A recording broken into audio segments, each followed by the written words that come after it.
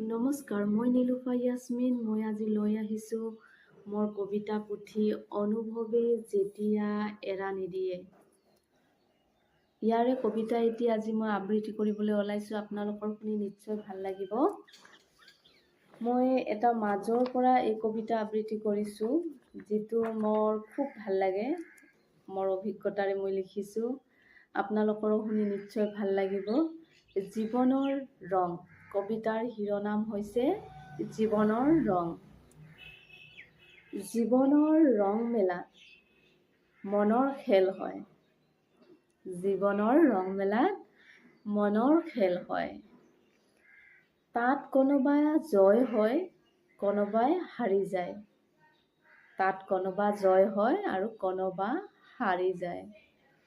ৰঙীন জীৱনৰ ৰঙীন সপোনবোৰ বৰ থুনুকা জনা, অতি সহজে ভাঙি যায়।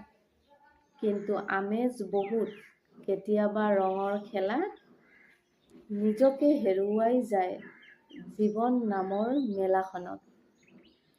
হঠাৎ ৰামধেনুৰ দৰে জিলিকি উঠে এই ৰঙীন সপোনবোৰ। বহু খেলা দেখুৱাই জীৱনক। চিত্ৰ বিচিত্ৰ বহু তথ্য লুকাই থাকে জীৱনৰ, যাক বুজি পোৱা সহজ নহয়। বতাহে উৰাই লৈ যায় জানো জীৱনক কোন দিশে?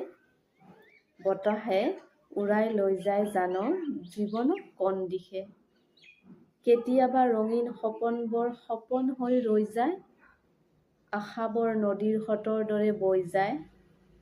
ওঠৰ হাঁহিটি বতাহৰ লগত হেৰাই যায়। ধন্যবাদ। আকৌ আহিম মই মোৰ কবিতা পুথি লৈ, অনুভৱে যেতিয়া এৰা নিদিয়ে।